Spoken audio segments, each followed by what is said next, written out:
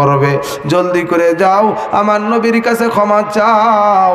বাবা গো, আমার স্বামী এই জমিনে দেখতে একটু অসুন্দর হতে পারে, কিন্তু রসুল বলেছে সে জান্নাতি। যখন হাসরের ময়দানে আমার স্বামী সাদ জান্নাতে যাবে, তখন কিন্তু বাবা গো আমার সাদে সলবি আমার কলিজার টুকরা স্বামী জান কিন্তু কালো থাকবে না, ইউসুফ পয়গম্বরের মতোই সুন্দর হয়ে যাবে।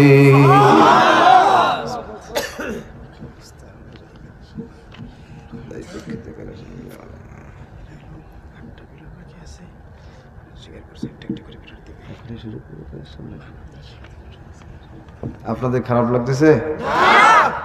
জোরে কর, অসুবিধা আছে? যদি আর একটু আলোচনা করি। এই যে বাবা সারা রাত, মাশাআল্লাহ, আলহামদুলিল্লাহ বলেন, মারহাবা, জোরে বলেন সুবহানাল্লাহ।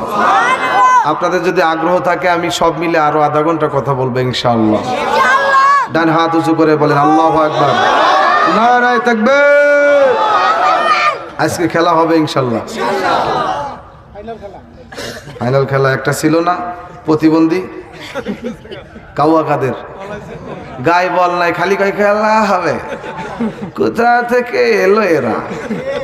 প্যান খুলে ফিরে যায়, উনি দাঁড়ায় গায়ে খেলা হবে। পিছনে পুলিশ 9 গাড়ি, সামনে র্যাব 10 গাড়ি, বাবারে ফেলে। আর যখন এই দেশের ইস্কোসি কাঁচা ছাত্র জনতা যখন মাঠে নামছে, পেলে আর পলাইছে। ঠিক আছে রে খান, খেলা হবে, খেলা হবে বইলা যারা চিল্লাইতো, তাহারাই তো আজ দেশ সারিয়া, তাহারাই তো আজ মাঠ সারিয়া ভারত গিয়া ফালাইলো।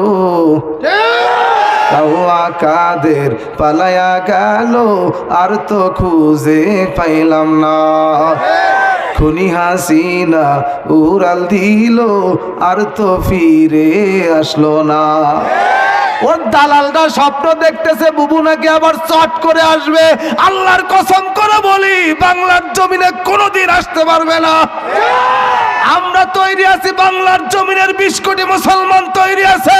শুধু একবার আসতে বলো, পিঠের চামড়া তুলে ফিরাউনের মতো সটকে বানায় রাখা হবে। কারণ হিসাব অনেক বাকি আছে, শাপলা চত্বরের হিসাব। আমার এদেশের আলেম ওলামার নবীর এশকে শাপলা চত্বরে প্রতিবাদ করতে গিয়েছিল নাস্তিকদের বিরুদ্ধে। তাহাজ্জুদের নামাজের সময় আপনারা দেখেছেন লক্ষ লক্ষ ওলামা তোলাবা এদেশের সাধারণ তাওহীদি জনতাদের বুকের উপরে বন্দুকের গুলি চালিয়ে পাখির মতো হত্যা করেছে। পরের দিন সংসদে দাঁড়িয়ে এই ডাইনির বাচ্চা বলেছিল আলেমরা নাকি রং মেখে